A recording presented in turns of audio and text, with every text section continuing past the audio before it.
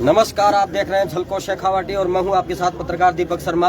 आज नीमका थाना में राजेश भाईड़ा की आरएलपी और एएसपी गठबंधन की विशाल महारैली निकाली गई, नामांकन दाखिल किया। और बात करते हैं, आरएलपी के पदाधिकारी हैं, राष्ट्रीय सचिव महासचिव मनीष चौधरी हैं, राजेश भाईड़ा है विधायक प्रत्याशी नीमका थाना से, और जिला अध्यक्ष हैं आरएलपी के, और भी लोग हैं, विनोद बुधोली हैं, और भी बात करते हैं। तो राष्ट्रीय महासचिव से बात करते हैं। ये रैली आज आयोजित हुई आरएलपी और एएसपी गठबंधन को लेकर, चुनावों को लेकर, क्या कहेंगे आप? चंद्रशेखर जी और हनुमान जी का संदेश पूरे प्रदेश के अंदर है। इस बार तीसरे मोर्चे की सरकार बनेगी बेनीवाल साहब के नेतृत्व में।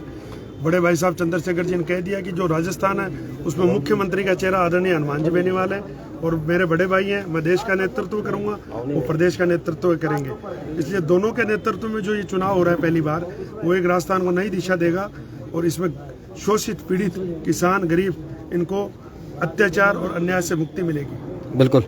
बात करते हैं विधायक के जो प्रत्याशी हैं नीमका थाना से आरएलपी एएसपी गठबंधन के, राजेश भाईड़ा। युवाओं की धड़कन है, काफी युवा आज रैली में मौजूद थे। आज क्या कहेंगे इस नामांकन रैली को लेकर और बाकी चुनाव को लेकर?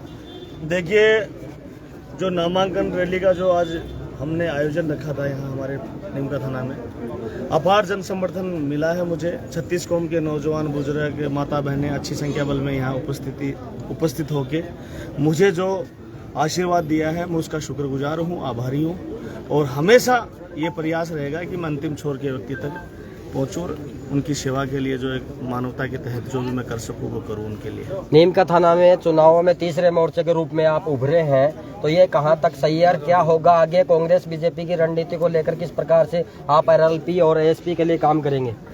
देखिए, दुर्भाग्य है हमारे नीमका थाना का कि ऐसे निकम्मे लीडर हमें मिले। इनको हम ना ही तो गॉड गिफ्टेड कह सकते हैं। ठीक। ये आए थे यहाँ व्यापार करने, लेकिन धीरे धीरे व्यापार करते करते ये चेहरे पड़ गए, लोगों की नजरें पड़ गए, और व्यापार के उद्देश्य से आए थे। व्यापार करते करते ये यहाँ राजनेता के रूप में स्थापित हो गए। हम ये संदेश देना चाहते हैं कि ये धरती हमारी नीमका थाना की वीरों की धरती है। हमारे ऐसे वीर हैं जिन्होंने देश ही नहीं पूरे प्रदेश में, ये अच्छी तरह से आपको ध्यान में हो कि हमारे दिगंबर जी कारगिल शहीद हमारे रियल हीरो हैं। दिगंबर जी चौधरी, आपको पता हो, कारगिल पताका उन्होंने पहनाया था वहाँ पे कारगिल युद्ध में। और हमारे परमवीर चक्र विजेता जयराम सिंह जी डावला से जयराम सिंह जी शेखावत, ये दो फेस हमारे नीमका थाना की मिट्टी में ऐसे हैं जिन्हें प्रदेश नहीं पूरा देश जानता है। तो हम जैसे नौजवान भी, हमारे भाइयों की मजबूती की जो ताकत हमें दी हुई है, एक उपहार स्वरूप, एक मजबूती से हमें जो ताकत, भाइयों का जो प्रेम हमें मिला है, निश्चित रूप से ये आपको विश्वास दिलाते हैं कि तीसरे फ्रंट के रूप में आरएलपी और एएसपी का जो गठबंधन, संयुक्त गठबंधन हुआ है, निश्चित रूप से हम नीमका थाना की राजनीति में बदलाव करेंगे 2023 में। बिल्कुल। आज मॉडर्न जमाने के ट्रैक्टर पर, और लोगों ने तो गाड़ियों पर जो रथ बनाया, आपने ट्रैक्टर को रथ बनाया, और उसमें हर्ष शिकारा भी थे, हरियाणा के कलाकार, समाज सेवी, और पूर्व विधायक कोटपुतली के रामस्वरूप कसाना, ये मनीष जी चौधरी। तो ये रथ को लेकर क्या कहेंगे? ट्रैक्टर पर आज आपने क्यों निकाली? किसान के जो प्रतीक है, हल वगैरह, उनको भी आप साथ लिया, इसके बारे में क्या कहेंगे आप? देखिए, किसान हमारा अन्नदाता है। धरती का सीना फाड़ के हमें 45 डिग्री सेल्सियस में भी हमें अन्न उगा के देता है। हमारे लिए किसी के भी लिए मान सम्मान कम हो ज़्यादा हो, ये कोई डजंट मैटर, ये कोई मायने नहीं रखता। लेकिन किसान कौम, जवान, हमारे मजदूर, गरीब, हमारे भाई जो भी हैं, उनको हम हमेशा मजबूती देने का हमारा प्रयास रहता है। मैं संपूर्ण टीम भी हमारा यही प्रयास करती है। आरएलपी की जो टीम है वो देश और प्रदेश में, हमारे आरएलपी सुप्रीमो बड़े भाई साहब हनुमान जी हमेशा मजबूत जवान और किसानों के लिए अच्छी अच्छी सरकारों को फ्रंट फुट पे ला के डाला है हमेशा। और हमेशा उनका जो आगाज एक राजनीतिक राजस्थान के प्रदेश में होता है, तो सरकार चाहे बीजेपी की हो चाहे कांग्रेस की हो, उसे पीछे हटना ही पड़ता है। बिल्कुल। धन्यवाद राजेश भाईड़ा जी का। और बात करते हैं महेंद्र जी डोरवाल, जो नीमका थाना आए हैं आज और सीकर जिला अध्यक्ष हैं आरएलपी पार्टी के। क्या कहेंगे आप? आज आरएलपी और एएसपी गठबंधन की जो आज विशाल नामांकन रैली हुई है नीमका थाना में चुनाव को लेकर। आपके माध्यम से नीमका थाना की जनता को मैं आज बहुत बहुत शुभकामनाएं प्रेषित करता हूं कि उन्होंने राजेश जी भाईड़ा के रूप में जो एक प्रत्याशी राष्ट्रीय लोकतांत्रिक पार्टी के सुप्रीमो नागौर सांसद हनुमान जी बेनीवाल व भाई चंद्रशेखर रावण की दोनों की ओर से संयुक्त रूप से यहाँ नीमका थाना में दिया गया है। उसको जन समर्थन देने के लिए आज हजारों की संख्या में जिस तरह से लोग आए हैं, हमें पूरा विश्वास है कि आने वाला समय नीमका थाना के लिए बहुत ही अच्छा और सुखद होगा। इन चुनाव में आज तक सत्ता परिवर्तन के लिए लोग लड़ते रहे हैं। जिस तरह से देश की आर्थिक राजधानी बम्बई है, उसी तरह से इस सीकर संभाग की राजधानी आर्थिक रूप से नीमका थाना है। आज तक के राजनेता जो यहाँ पीढ़ियों से चले आ रहे हैं, इन लोगों ने अपना व्यापार किया है, नीमका थाना की खनिज संपदा को लूटा है। इसके अलावा नीमका थाना की जनता के हित और हुकूक के लिए कभी कोई लड़ाई नहीं लड़ी है। मूलभूत तो आवश्यकताएं हैं उनकी आज भी नीमका थाना में बहुत कमी है।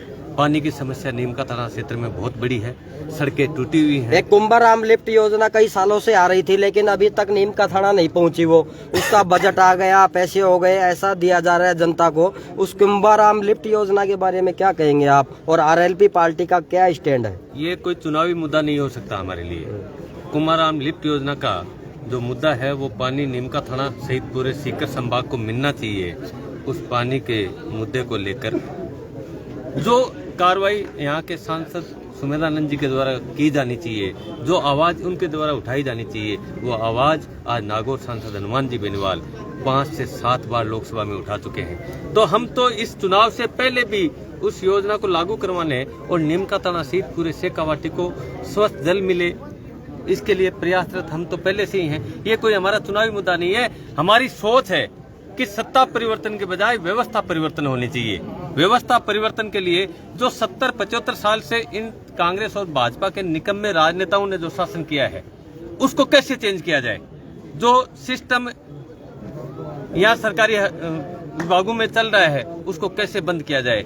आम आदमी को लूटा जा रहा है, उसको कैसे बंद किया जाए। इन तमाम मुद्दों को लेकर आज युवा सड़कों पे घूम रहे हैं।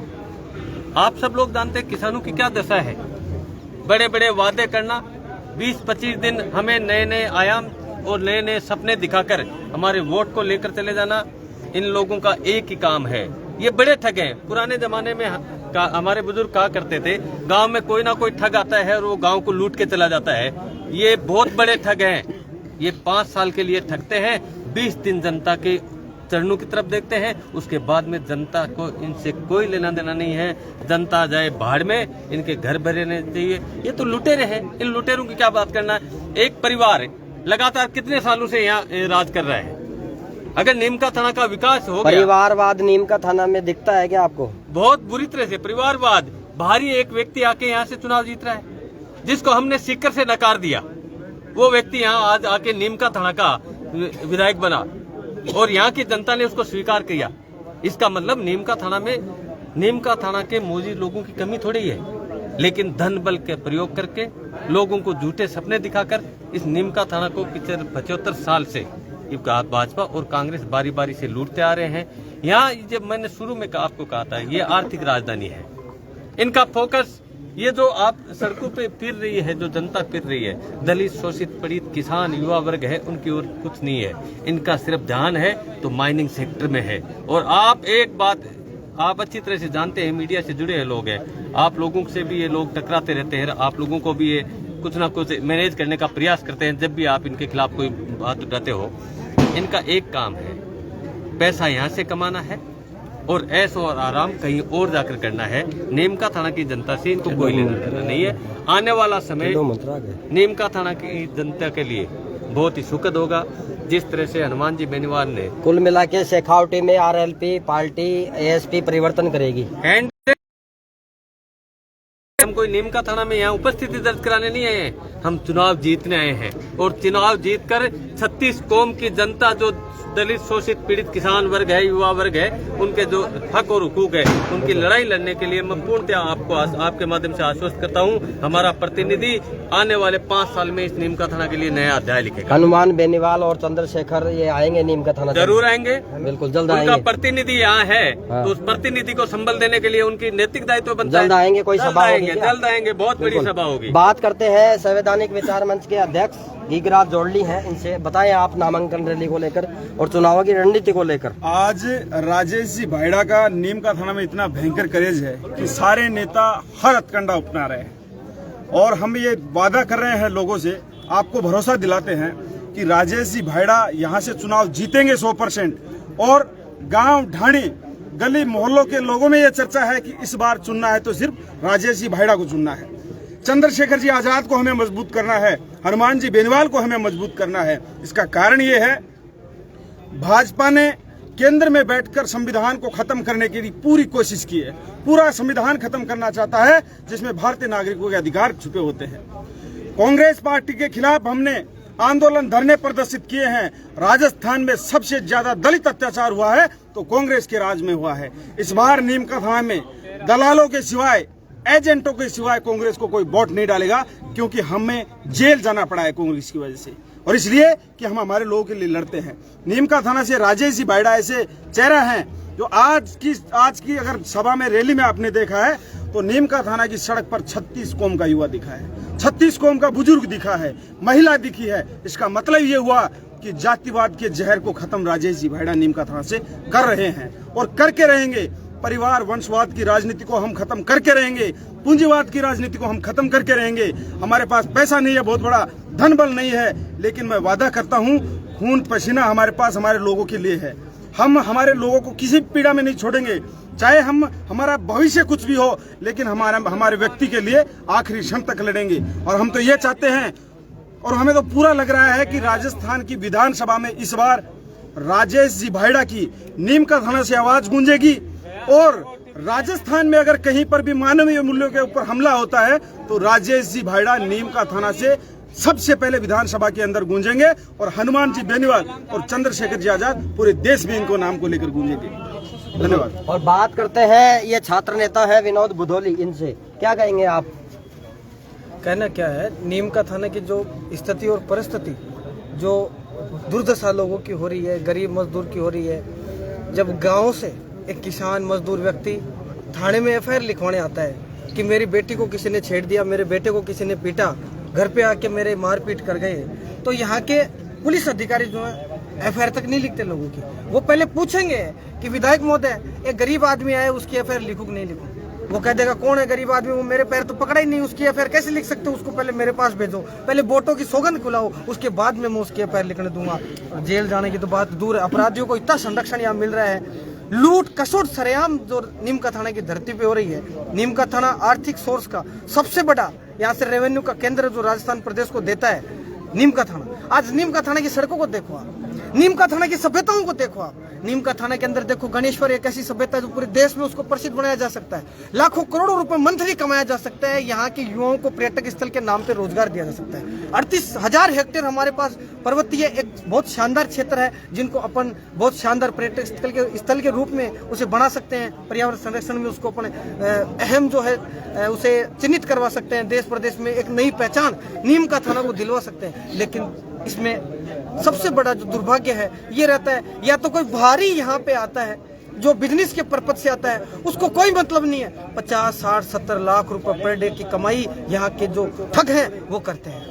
ये चीज अब नीम का थाना की जनता की समझ में आ गई कि ठग इतना पैसा कहाँ से लाते हैं। चुनाव में एक गरीब मजदूर व्यक्ति को 20-20, 50-50 हजार रुपए बांट रहे हैं। आज गाँव में देखो आप, पैसे के बलबूते पे एक स्वाभिमानी आदमी को डरा धमका करके उसे पार्टी ज्वाइन करवा रहे। कोई बीजेपी में करवा रहा है, कोई कांग्रेस में करवा रहा है, जबकि व्यक्ति का मन ही नहीं है। वो कहते हैं यार भाई साहब आज मेरे को पट्टा पहना गए। बोले कैसे पहना गए? बोले मेरे को 20,000 रुपए दिए। उसने किसने दिए? बोले बीजेपी वालों ने दे दिए मेरे को। अरे आज तू कांग्रेस कैसे? बोले यार मेरे को 10,000 रुपए देगा। बोले क्यों? यार मेरी मोटरसाइकिल खराब थी तो मैंने ले लिया, पट्टा ही तो पहना है, वोट तो तुमको दूंगा। तो ये फिक्स है, वोट तो आरएलपी को देंगे, संयुक्त गठबंधन को देंगे। लेकिन दुर्भाग्य ये है कि ये लोग इतनी खरीद फरोख्त कर रहे हैं, और खरीद फरोख्त करना इनकी गलती थोड़ी है, क्योंकि नीम का थाना के प्राकृतिक संसाधनों में जो सरेआम लूट इन्होंने मचाई है, लूट मचा करके वो पैसा तो कहीं तो काम में लेंगे ही। अब दोबारा ये सत्ता में आएंगे और वो करोड़ों रुपए ये लोग कमाएंगे, फिर बांटेंगे, फिर चुनाव जीतेंगे। लेकिन अब नीम का थाना की जनता को ये सारा खेल समझ में आ गया कि जब हमारी बाइक खराब हो जाएगी, पैसे किससे लेंगे? भाजपा कांग्रेस वालों से लेंगे। और वोट किसको देंगे? आरएलपी वालों को देंगे, परिवर्तन को देंगे। ये चीज समझ में आ गई। और इस चीज को आज गरीब मजदूर किसान व्यक्ति है, उसको अब गांव में जाकर के पूछो तो सही कि आपका कभी विधायक फोन उठाता है? बोले नहीं उठाता। आपसे कभी विधायक मिलता? बोले नहीं मिलता।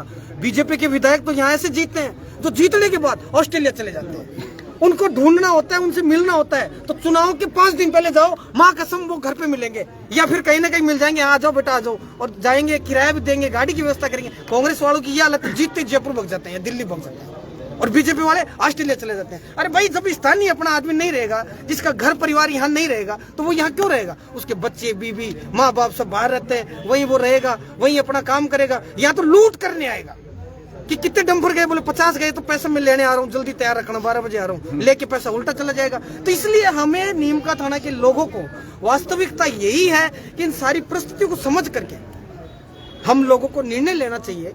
मैं ये संदेश देना चाहूंगा युवाओं को, बुजुर्गों को, माताएं बहनों को, छात्र छात्राओं को कि अब व्यवस्था परिवर्तन की बारी है और इस बार बहुत मजबूती से चुनाव लड़ रहे हैं। आप लोगों का भी वैसे मन है, मुझे ये भरोसा है पूरा कि मन है कि इस बार राष्ट्रीय लोकतांत्रिक पार्टी यहाँ से जीतेगी। कोई दो राय नहीं है। राजेश बैड़ा उसके प्रतिनिधि हैं जो यहाँ से चुन करके विधानसभा में जाएंगे। देखिए, जब अपना आदमी रहेगा, अपने बीच का आदमी रहेगा, अपनी FIR लिखी जाएगी, अपने सुख दुख में वो आएगा, अपने से मिलेगा, प्राकृतिक संसाधनों में लूट नहीं करेगा, अपनी भावनाओं को समझेगा, अपनी जमीनें नहीं हड़पेगा। अरे कांग्रेस वालों ने तो पाटन वाटी में, नीमका थाना में जगह जगह में गरीब आदमी देख लिया ना, ये गरीब है, तो उसकी जमीन को हड़पने के लिए उसने इतने षड्यंत्र किए। SP कलेक्टर को वहां भेज दिया कि जाओ उस जमीन का कैसे भी करके मेरे को कराओ, मेरे नाम कराओ। 20 साल पहले के झूठे कागज बना के जमीन हड़पी गई है। अभी पाटन में योगी परिवार की गरीब आदमी बेचारा अपना गुजारा बसरा ना जाने कैसे चलाता है। वो उस गरीब परिवार की जमीन को हड़पने का काम किया तो कांग्रेस विधायक के रिश्तेदारों ने किया। एक रायपुर मोड़ के ऊपर जमीन थी जहाँ पे बेचारे ये जो लोग होते हैं, जो अस्थायी जो लोग होते हैं, जैसे लोहार जैसे जाति के लोग, वहाँ बंजारा जाति के लोग बेचारे रहते थे, बहुत लंबे समय से रहते थे। अब देखिए उनको, पत्रकार मोदी, अब देखिए बेचारों को, उनको उठा के भगा दिया गया रातों रात। वहाँ JCB फिरवाई गई, वहाँ पत्थर लगा दिए, क्योंकि वो जमीन करोड़ों रुपए की। किसने किया? स्थानीय विधायक के रिश्तेदारों ने किया। लूट खुद थोड़ी करता है, अपने रिश्तेदारों को भेजेगा, साले को भेजेगा, जीजे को भेजेगा, फूफे को भेजेगा, जाओ लूटो, मेरा राज है, तुम लूटो। पुलिस को कह देगा। पत्रकार जी, एक बार की बात है, पाटनवाटी में कोई घटना हो गई, वहाँ के हमारे नीमका थाना के पत्रकार जी थे, उन्होंने आवाज उठाई तो पाटनवाटी के विधायक को तकलीफ हो गई, बोले मेरे बीच में ये कैसे आ गया। पुलिस वालों को बोला इसको पटको अंदर और इसको पीटो। पत्रकार के साथ बदसलूकी की गई। तो आप समझ सकते हो कि नीमका थाना में क्या हो रहा है। कोई सवाल नहीं पूछा कि छात्र संघ चुनाव क्यों बंद कर रहे हो, कांग्रेस वालों ने बंद कर दिए। राष्ट्रीय लोकतांत्रिक पार्टी जिसने पूरी मजबूती से छात्र संघ चुनाव का मूवमेंट हाथ में लिया, 1 महीने तक MP जो राष्ट्रीय लोकतांत्रिक पार्टी के हनुमान बेनीवाल जी, उन्होंने पूरा 1 महीना दिया। आप समझ सकते हो, एक ही आदमी लड़ रहा है राजस्थान में विपक्ष के रूप में, हनुमान बेनीवाल जी, और नीमका थाना में यदि कोई लड़ रहा है RLP के प्रतिनिधि के रूप में तो राजेश बैड़ा जी हैं।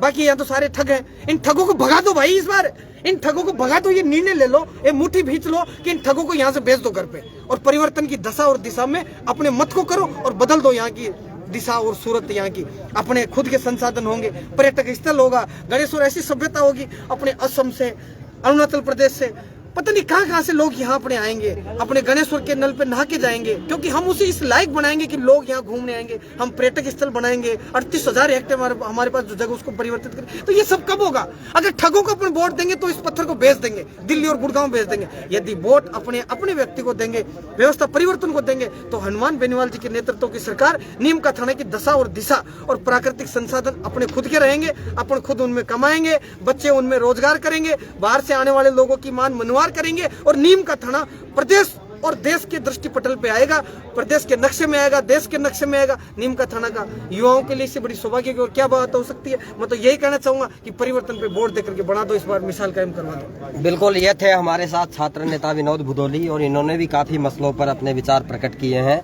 और रही बात पाटन थाने की, तो उसकी पाटन थाने की तानाशाही तो लोगों के सामने आ चुकी है, और पाटन थाना कहीं ना कहीं राजनेताओं के इशारों पर चलता है, और उसकी भी बात करेंगे बाद में। लाइव आके आपसे बात करूंगा मैं।